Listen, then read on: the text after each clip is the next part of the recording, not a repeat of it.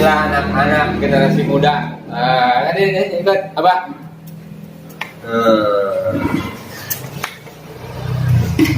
Tuh apa?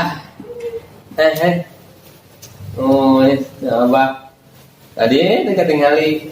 Tadi tak ke tengah. Ini. Apa? Inilah anak-anak yang akan menjadi pejuang-pejuang agama Allah Subhanahu wa taala, yang memikirkan agama,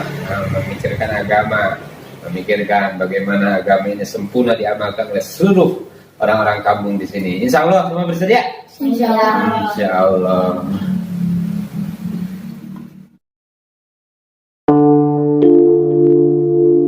Allah Subhanahu wa taala telah memberikan contoh kepada kita kampung yang diridhoi oleh Allah Subhanahu wa taala, yaitu kampung yang semua orang mengamalkan agama, mulai pimpinannya, wanita-wanitanya, sampai anak-anaknya, semuanya mengamalkan agama, semuanya memikirkan agama, semuanya memperjuangkan agama Allah Subhanahu wa taala. Masyarakat yang begitu mulia, sangat dicintai oleh Allah Subhanahu wa taala. Mereka semua adalah ahli-ahli masjid. Jika mereka sakit, yang namanya ahli masjid ini, jika mereka sakit dikunjungi oleh para malaikat. Jika mereka punya keperluan, punya hajat-hajat, maka keperluan-keperluannya ini akan ditolong oleh Allah Subhanahu wa taala. Makhluk-makhluk Allah Subhanahu wa taala, Allah Subhanahu wa taala akan gerakan untuk hajat-hajat mereka.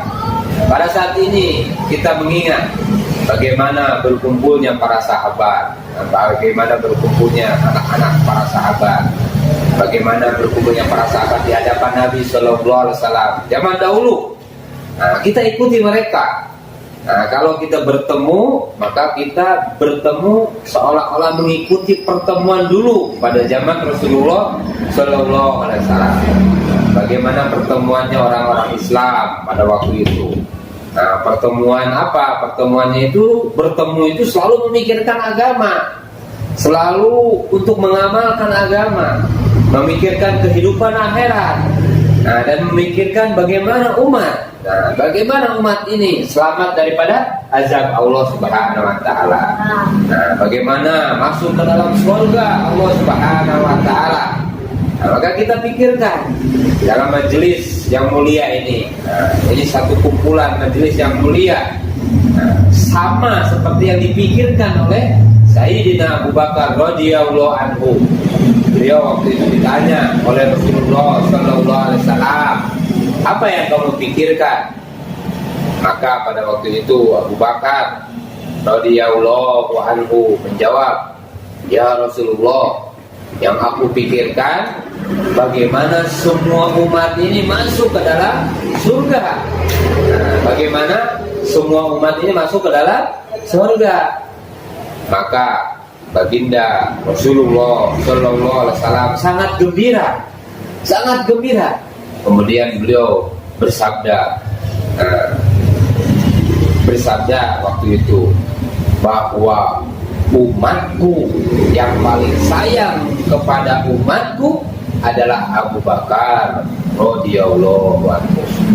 Jadi barang siapa di antara kita ini, barang siapa yang sayang kepada umat, maka akan disayang oleh Allah Subhanahu wa taala. Sebagaimana yang disabdakan oleh baginda Nabi sallallahu alaihi wasallam, irhamu man fil ardi yarhamkum man fis samai. Barang siapa yang sayang kepada umat, Allah Subhanahu wa taala akan sayang kepadanya. Tidak ada sayang yang lebih tinggi, melebihi kalau kita ajak umat ini menuju surganya Allah Subhanahu wa taala. Betul atau tidak? Bagaimana kita ajak orang ke dalam surganya Allah Subhanahu wa taala?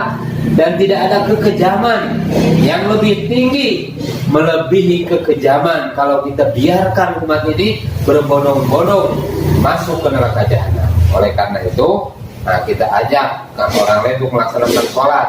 Nah, dengan kasih sayang. Insya Allah bersedia? Insya Allah?